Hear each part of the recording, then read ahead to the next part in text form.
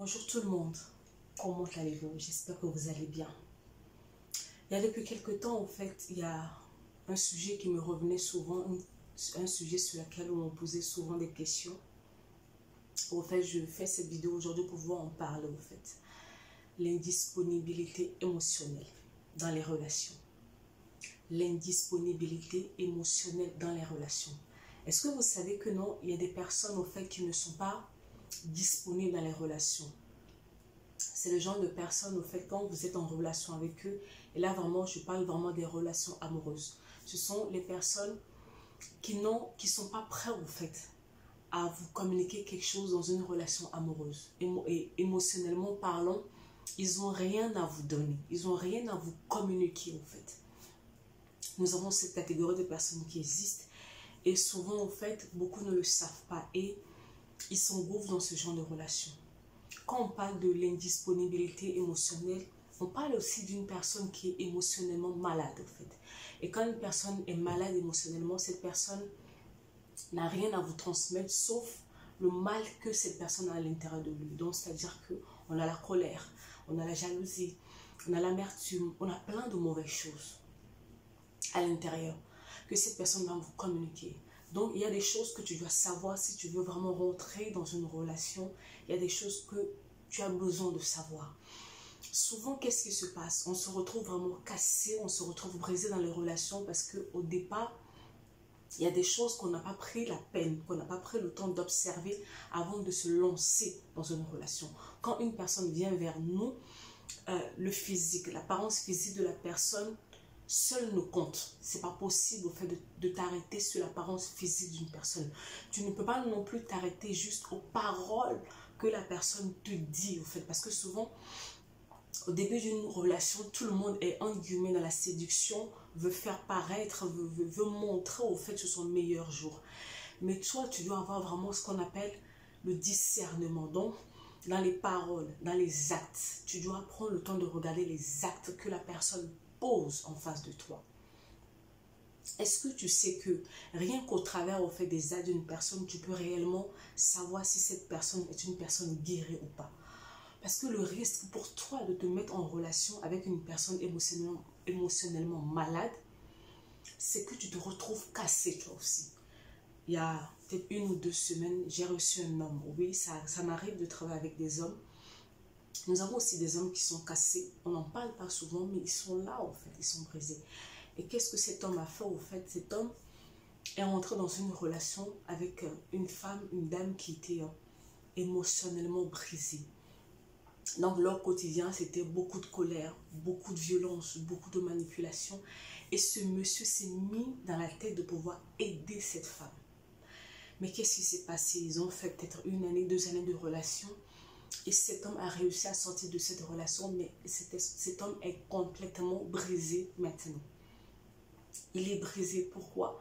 Parce qu'il a évolué dans un environnement, dans une relation toxique. Une personne qui est indisponible émotionnellement, une personne qui est malade émotionnellement, a des mauvaises choses en lui, est toxique en lui-même. Souvent, la personne veut bien faire, mais le naturel revient au galop. Maintenant, toi, qui est en face, tu dois d'abord au préalable détecter si c'est une personne qui est normale ou une personne qui est malade. Et si la personne est malade, tu dois savoir, est-ce que je m'engage vraiment dans cette relation à tes risques et périls? Parce que souvent, on sait que la personne est malade, on se dit qu'on va aider cette personne, on va sauver cette personne. Le syndrome de sauveur, ça c'est un autre point. Mais ce que tu dois savoir, je suis conseillère en relation d'aide, et je travaille beaucoup dans la psychologie. En psychologie, au fait, on ne peut pas aider une personne qui n'est pas prête à se faire aider. Je me répète, tu ne peux pas aider une personne qui n'est pas prête, qui ne veut pas être aidée.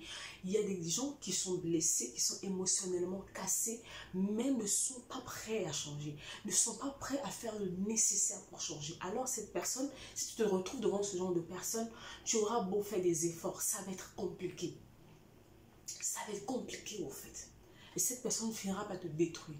Parce qu'à force d'être au contact au fait de ces mauvaises choses, la colère, les disputes, les bagarres, les insultes, les manipulations au quotidien, si tu ne fais pas attention, toi qui étais sain au départ, tu vas devenir malade, toxique toi aussi à la fin. Voilà comment on sort après des relations, on est brisé. Après, on se dit les gens sont mauvais, les hommes sont mauvais ou les femmes sont mauvaises. Non, c'est juste que tu t'es mis avec la mauvaise personne. Tu peux t'engager avec une personne émotionnellement malade, mais qui a reconnu son état et qui est en train de travailler sur lui-même. J'insiste là-dessus.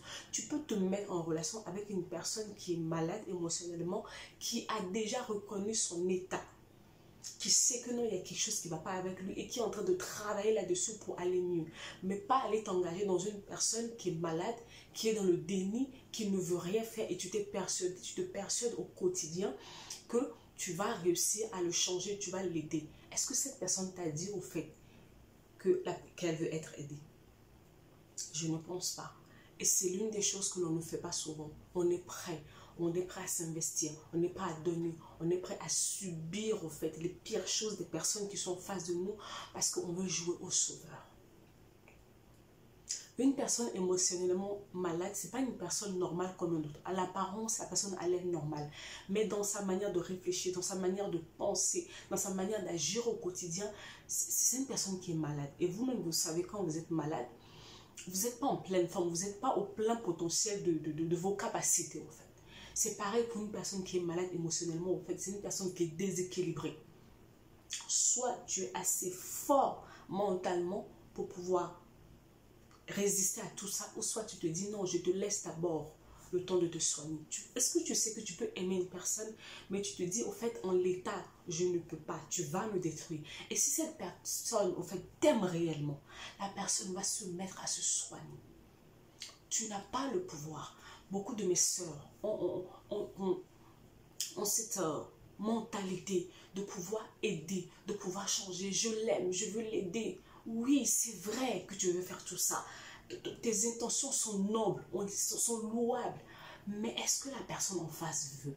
Et c'est l'une des choses qui nous manque au fait dans nos relations. C'est pour ça que tout le temps on vous parle de la psychologie. La psychologie est très importante parce que la psychologie t'explique comment l'humain fonctionne au fait.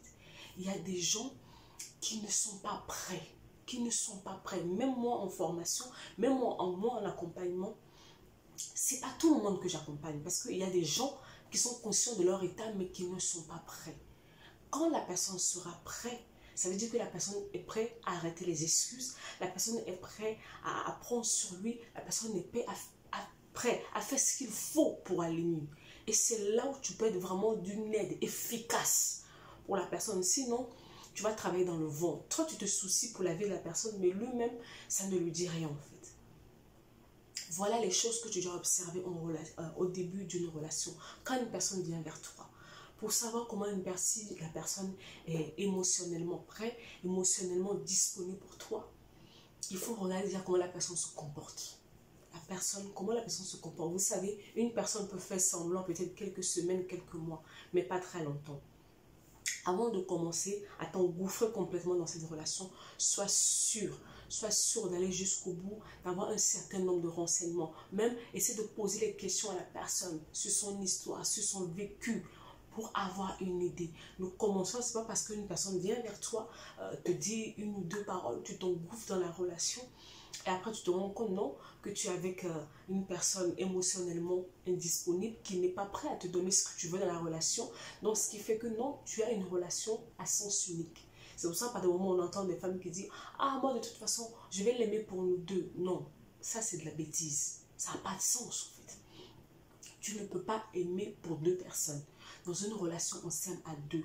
Donc, la personne fait des efforts, toi aussi, tu fais des efforts. Mais si en face, il n'y a pas d'effort, s'il n'y a pas d'effort en face, toi, tu ne peux pas, tu n'as pas cette capacité en toi de pouvoir pousser la personne à faire des efforts. Ça doit venir de la personne lui-même. Tu n'as pas le pouvoir de pouvoir changer une personne. Une personne change quand la personne décide de le faire. Voilà de ça dont je voulais vraiment te parler aujourd'hui. Je souhaite vraiment une bonne fin de journée et puis à plus tard.